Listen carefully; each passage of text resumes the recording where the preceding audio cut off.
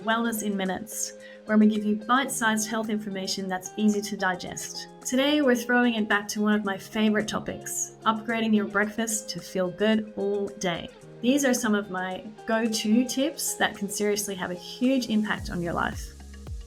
What do we eat for breakfast? Or should I say, what do we not eat for breakfast? Because a lot of hangriness comes from skipping breakfast or just being too busy and just having a breakfast on the run, or just having a quick bite to eat and then, not really feeling nourished, or having a piece of fruit and just rushing off. And it's really here that we want to talk about the balance of the nutrients in our food and the balance of our breakfast and how nourishing it really is. And look, it's not our fault, because we have been taught by the media and our parents and probably the way that you grew up that eating a muffin or a piece of toast or a bagel or any type of carbohydrate cereal is the way that we all eat breakfast. We see it on TV. We've been eating like this since kids. So it's sort of assumed that, yep, that's how you eat breakfast. However, what this type of food does, it sets you up for, I would call it a sugar high and low roller coaster throughout the day. So let's say you start off with a piece of toast, coffee, and a juice from store-bought Tetra Pak. Now, you're setting yourself up with a high carbohydrate breakfast, which in your body converts into glucose into the blood. So a lot of these things, even you think, well, fruit juice, well, if it's been store-bought, the pasteurization has killed off most of its nutrients, and really just it's a sugary drink. The coffee is a diuretic. You probably put some sugar in it. Again, more sugar. So what it does is it spikes our blood sugar levels, and then it keeps us on this high of like fight and flight. Like, yes, I've got this. I've got the day, right? But it really increases our anxiety. It puts us into a state of high, fast-paced activity, and it really allows us to be able to go quick somewhere and rushes our energy high, but then it also brings us quite down for a big hit. Like, it just brings us and drops us down, and you're just like, man, 10:30 comes around and you're hungry again, and you're just like, you've got that feeling in your belly, and you're starting to feel a bit hangry, and your energy is burnt all the way down, and you're starting to get anxious. And you grab another coffee, or you grab for another sugary drink, or, Coca-Cola, or you go for another bagel or anything, right, to satiate you. However, these ups and downs, these spikes, are not a really great way for our body to be experiencing the day, right? So these are high glycemic foods.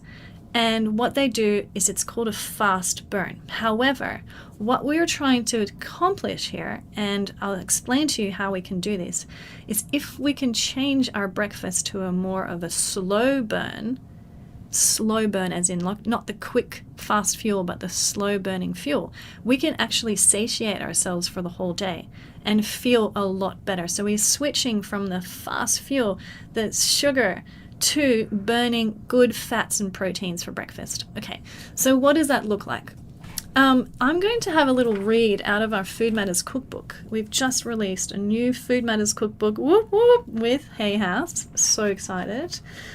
And in our cookbook, by the way, this has been 15 years in research and 15 years in the making of the most delicious recipes, beautifully balanced and nourished for healthy living.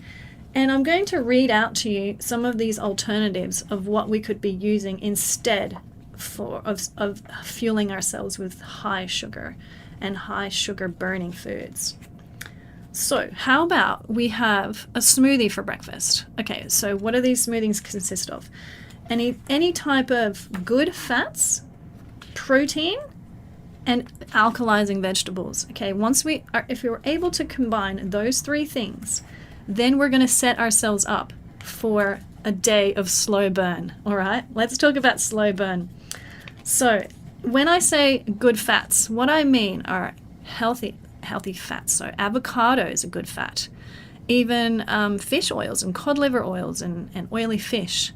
The hemp seed oils, chia seeds.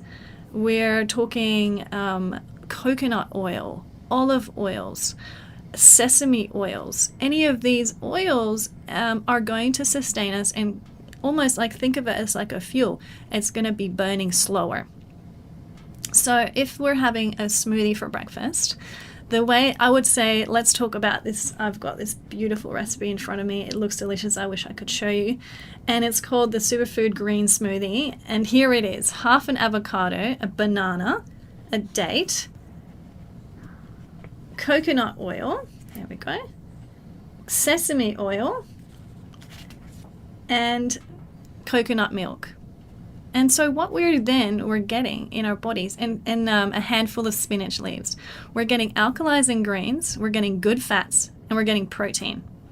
So how can we use this? All right, so most of us will have a blender. Let's go for the blender. In the morning, we have all of our nut butters close by. We have our good fats and our oils close and handy. So it's making it easy, right? So because that's often why we just grab the toast and the cereal. It's because it's easy to get. It's not very difficult to have a quick breakfast that way. But if we prepare ourselves and we have everything close by, we know exactly how to make a quick breakfast as well. So the avocado, the frozen bananas, I keep frozen bananas in my freezer. And then you can just whip that up, and you could actually have a breakfast in about 4 minutes with probably 2 minutes of pack up. Now that is a delicious way to start. Again, nourishing ourselves with a balanced smoothie or a breakfast like this is a healthy way to start the day. However, if you tend to get hungry quickly, then definitely have another item of breakfast there with you. And so I was talking about cod liver oils and good fats in regards to fatty fish. Now, for a lot of people, that might seem really strange. What you're saying, I need to eat fatty fish for breakfast. Now, I'm from Holland myself, and in a lot of European cultures, especially Northern European cultures, it's quite normal to have fatty fish for breakfast.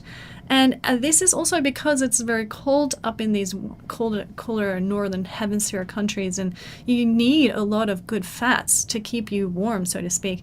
So these, again, have the tendency to slow burn. So I'm thinking, like even a salmon, or we're thinking, and this can be either a smoked salmon or a fried salmon, or sardines, or like these tiny little fish that have good fats, I eat them with the bones and all, so you're getting the calcium as well.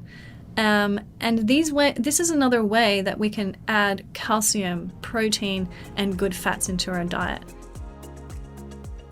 Thanks for tuning in to Wellness in Minutes. Head to episode 50 to hear the full interview.